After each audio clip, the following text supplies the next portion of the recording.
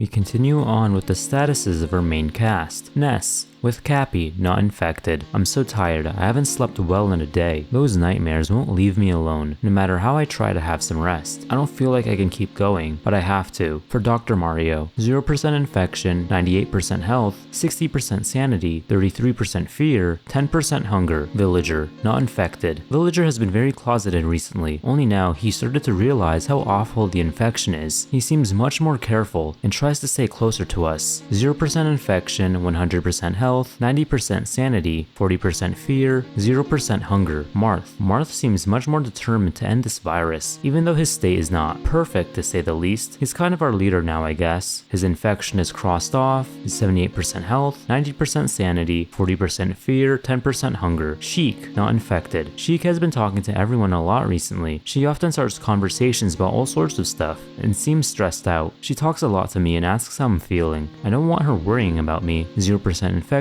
100% health, 85% sanity, 20% fear, 10% hunger. Banjo and Kazooie. They were the one who saved Dr. Mario. Despite this situation, Banjo and Kazooie remained themselves. No injuries or something like this. They also seem pretty calm, relaxed even, for now at least. 0% infection, 100% health, 100% sanity, 0% fear, 0% hunger. Dr. Mario, not infected. It's a miracle Dr. Mario managed to survive with these injuries. He lost half of the skin on his face, with half of his lips. His left eye can barely see now. Even though he has several injuries on his body, none of them are fatal. He uses a stick to help himself stand and walk, just in case. 0% infection, 10% health, 60% fear, 95% hunger. We then continue forward to a new perspective. Lucina specifically. Lucina, Chrom, and Ice Climbers make their way through the poisoned woods. Amid the eerie silence, Lucina spots something. An orb. No, a portal. Summit's portal. The very one they've been searching for. The one they need to send the children back home. With a spark of hope, Lucina grabs the orb and turns to the others with a joyful smile, but the Ice Climbers still look uneasy, forcing smiles through their worry since one of them was attacked. Sensing something isn't quite right, both sword fighters fall and step beside them, determined to ensure they make it back safely, especially with the strange atmosphere that has been haunting World of Light these days. The entire group enters the Ice Climbers universe safely, but Lucina quickly realizes something is wrong. The Ice Climbers are nowhere to be seen. Before she can say a word, a sudden warning shout from her father cuts through the air. She turns just in time to see Chrom push her aside, shielding her from an unexpected threat. From above, as if fallen from the sky, two grotesque creatures, the ones before known as Ice Climbers, descend and attack. In the chaos, Chrom shoves Lucina into a nearby cave to protect her, but as she stumbles inside, a massive block of ice crashes down at the entrance, sealing her in. Lucina tries to push the icy boulder away, but stops upon realizing that moving it further could cause the unstable structure to collapse, burying her completely. Besides, it would take way much energy to move it from inside. Panic growing, she calls out her father's name, knowing he's out there fighting those monsters. For the first time, Lucina screams his name. Only vague sounds of battle answer her. For the second time, Lucina screams. Only the mountain's cold silence replies. A third time, she cries his name, now a desperate plea for help. All she hears in return are disoriented footsteps, like someone lost, searching for something. She knows her father is in danger. Is it worth risking the cave collapsing on her just to get out? No, it's better to wait. Chrom will handle it. He has to. There's no way he'd lose to two children, right? Shortly after the sound of those wandering footsteps fades, new noises began, pounding, as if something is trying to break in. Lucina shouts a fourth time, clinging to the hope that it's her father, come to rescue her. No response. Cautiously, she backs away from the blocked entrance, sword in hand, ready to strike at whatever might come through. She waits and waits. The pounding continues, but whatever's on the other side doesn't seem to be making progress. Seconds stretch like hours as she stands on guard, and soon those seconds blur into minutes, into hours, into days. Maybe it's hard to tell. Time becomes meaningless when there's no sunlight to mark its passing. Hunger, fear, worry, and cold. So much cold. Lucina sat in a quieter part of the cave, trying to find some peace in what little silence she could get by distancing herself from the pounding at the entrance. Days passed. Days in which she felt like hell itself had frozen over, and she was trapped inside it. Still, the biting cold was nothing compared to the worry gnawing at her from within. Her father could be dead by now, or maybe he was out there, searching for her, but enough. Days had gone by and life had lost its meaning.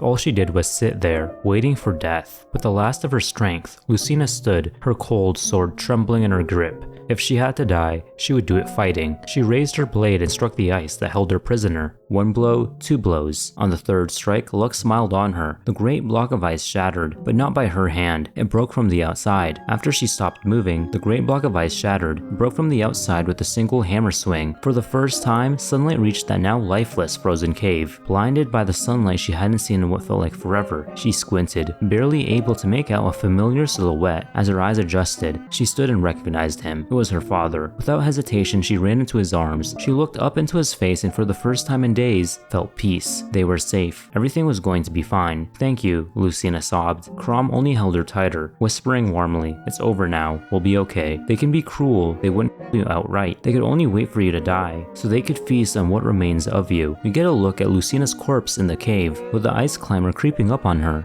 The next photo also gives us a render of the infected ice climbers, who seem to be fused as if they were conjoined twins. Out of everything we've seen, this might be the most unsettling one to look at. Now we move to the next part, which is titled Hunted. We see both Pit and Mega Man exploring around, looking for where the portals are.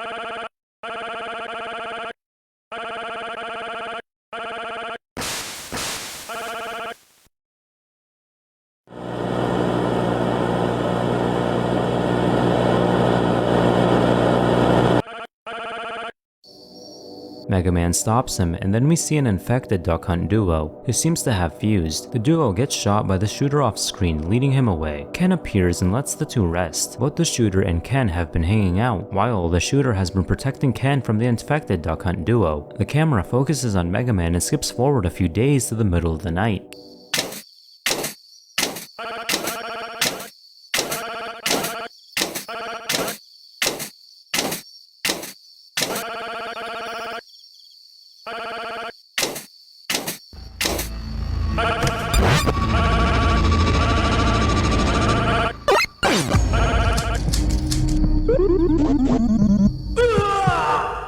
Ken catches Mega Man, and while the shooter tries to defend him from the infected Duck Hunt, Mega Man blocks his shot with a leaf shield. This results in Ken dying. Later on, Pit and Mega Man leave the area.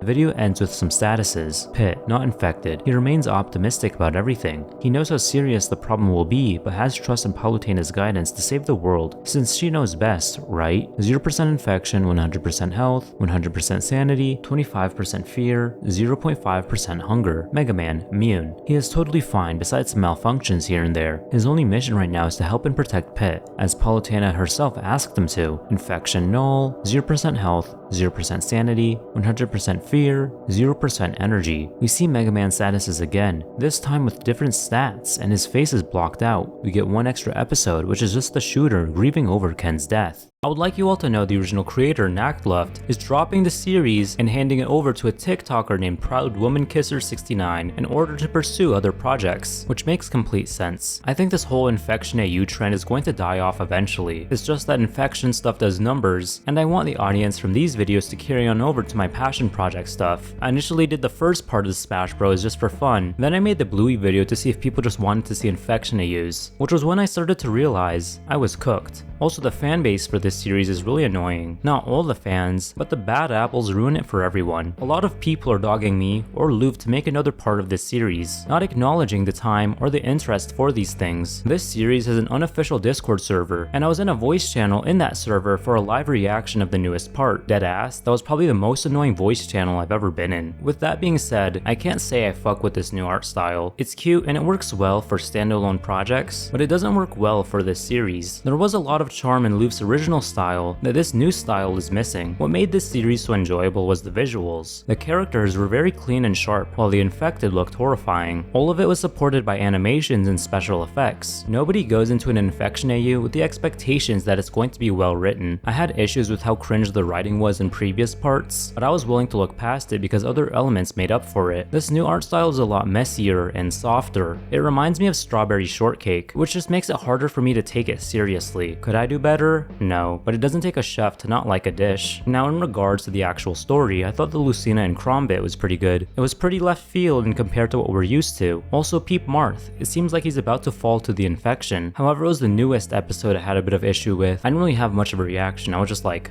that's cool, I guess. But I think it was pretty cool they acknowledged the shooter as a separate character. We know he can't get infected, but why would he do Ken like that? I've seen comments that he was infected in some way, somehow, or that the infected characters just mind controlled him. Like I said earlier, writing isn't a strong suit for this series. It's more so the art and seeing our favorite characters survive a zombie apocalypse. This video almost didn't exist. The only reason I made it was because I already made parts 1 and 2, and there was popular demand for part 3. Will I make part 4? Who knows? But hey, good luck to this new artist, and hopefully they steer this project in the right direction. I still got some videos in the works, more horror AU slop, and a couple passion project video essays. Comment down your thoughts and any topics I should cover. Go check out my Patreon, my YouTube members, and I'm reviving my podcast, Deep Blue, where I'll have several familiar faces. Take care of yourselves, and of course, as usual, please have yourselves a damn good one.